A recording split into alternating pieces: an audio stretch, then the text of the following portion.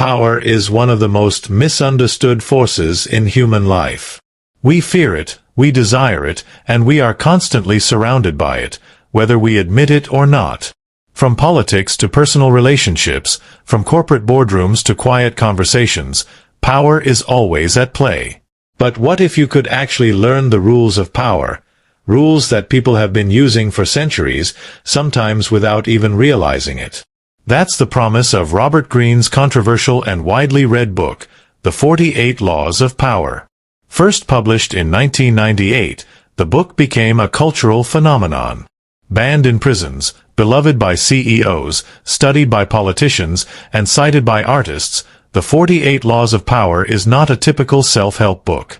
It doesn't tell you to be nice. It doesn't ask you to be honest. It doesn't tell you to follow your heart. Instead, it reveals how the world actually works behind the curtain, the rules people obey when appearances no longer matter. And those rules are not always kind. They're not always fair. But they are effective. Whether you use them for protection, persuasion, or personal growth is up to you. But one thing is certain, ignoring them doesn't make them disappear. In this video, we're going to explore some of the most important laws from the book.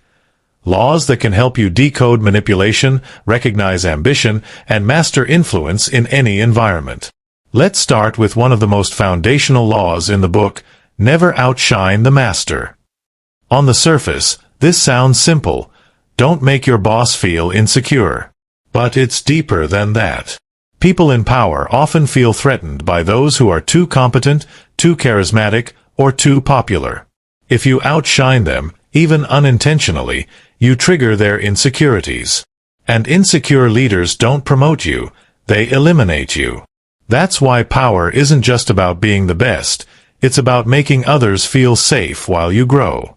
Next comes, never put too much trust in friends. Learn how to use enemies. This law is brutal, but it reflects a reality many people learn the hard way. Friends often bring emotional expectations and familiarity that can cloud judgment. Enemies, on the other hand, are cautious, strategic, and have something to prove. Greene isn't saying betray your friends. He's saying don't assume loyalty means safety. People change, especially when power is involved. Then there's the law that says, conceal your intentions. This one echoes throughout the entire book. Greene argues that being too open, too predictable, makes you vulnerable. When people know your plans, they can block them. When they don't, they're left guessing.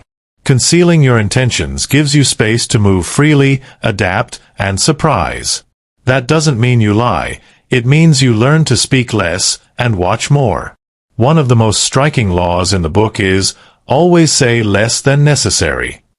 Power thrives in silence. When you talk too much, you reveal your thoughts, your emotions, your weaknesses. But when you speak carefully, you force others to interpret your words. They project meaning onto your silence. They wonder what you're thinking. And in that mystery, you gain control. Another powerful law is, court attention at all costs.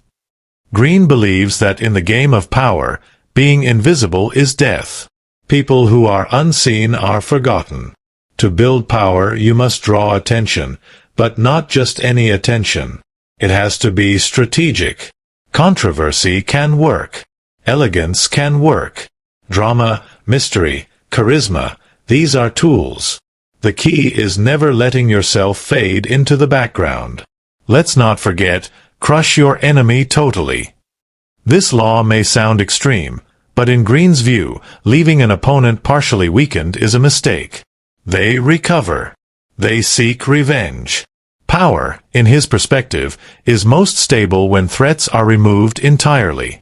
Now, this doesn't mean literal destruction. It means when you take a stand, you must follow through completely. Half measures invite challenge. Another essential law is, use selective honesty and generosity to disarm your victim. Greene doesn't mean be fake, he means be strategic. When people see occasional honesty or generosity, they lower their guard. They think you're harmless. And that's when you have the most influence. Think of it as psychological camouflage. You appear warm, while you gather leverage. Pose as a friend, work as a spy. This law is all about information. The person who knows the most has the advantage. Greene recommends watching, listening, observing, getting close, but not emotionally involved. Use small talk to extract big truths. Learn what motivates people. Learn what scares them. And always keep your own cards close to your chest. Master the art of timing. In the power game, when you act is as important as what you do. Some people rush in too fast, ruin opportunities, or burn bridges. Others wait too long and miss their moment. Greene says the key is patience, reading the room, sensing when the tide turns, and striking with precision.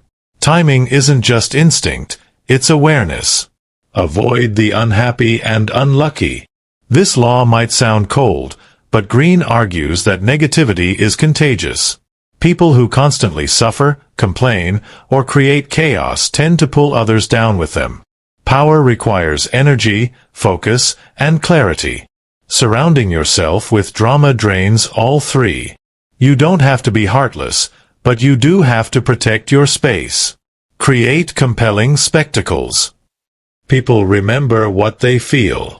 They forget what they hear. Greene says if you want to make an impression, you need drama. You need boldness. You need symbolism. Whether it's in business, relationships, or social life, powerful people use image, story, and theatrics to influence others. Don't just explain. Demonstrate. Think as you like, but behave like others. This law is pure survival. Greene says you don't always need to share your true opinions. Sometimes, it's better to blend in, especially in hostile or unpredictable environments. Power often comes from observing, not reacting. You can think freely, but revealing your thoughts to the wrong person can cost you everything. Keep others in suspended terror. Cultivate an air of unpredictability. Predictable people are easy to manage. Unpredictable ones keep others off balance. That's the idea behind this law. Greene says being a little mysterious, a little erratic, keeps you in control. People fear what they can't anticipate, and that fear gives you space to maneuver. Despise the free lunch. Power isn't about getting something for nothing. Greene believes that everything has a cost. When you rely on handouts or charity, you become dependent. And dependence is weakness. Pay your own way. Build your own leverage. That's how you keep your independence and your influence. Know who you're dealing with. Do not offend the wrong person.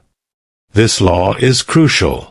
Not everyone reacts the same way to disrespect. Some people forgive. Others never forget. Greene warns that offending a dangerous person, especially one with power or a fragile ego, can lead to war. Choose your enemies carefully. Some battles aren't worth it. Disdain things you cannot have. When you chase what you can't get, you give it power over you.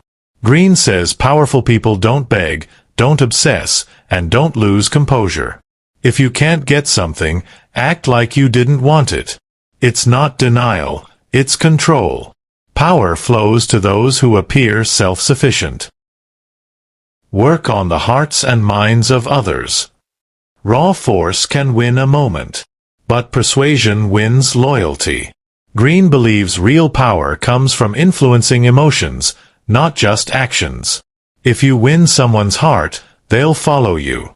If you only win their fear, they'll obey, but they'll look for an exit. Learn how to inspire, not just intimidate. Never appear too perfect. Jealousy is a silent enemy. When you seem flawless, people root for your downfall. Greene says the best way to stay powerful is to appear human. Share small flaws, laugh at yourself, be relatable. It disarms envy. It builds trust. And it makes your real strengths even more impressive. These laws are just the beginning. The full book contains 48 principles, each with historical examples, psychological insights, and cautionary tales. Some laws contradict each other. Some feel harsh. Some feel wise. But that's the point. Power isn't black and white. It's fluid. It's contextual. And it's always changing. Robert Greene doesn't tell you how to be a good person. He tells you how power works. It's up to you to use that knowledge with integrity, or with calculation. You might use it to protect yourself from manipulation. You might use it to win in high-stakes environments.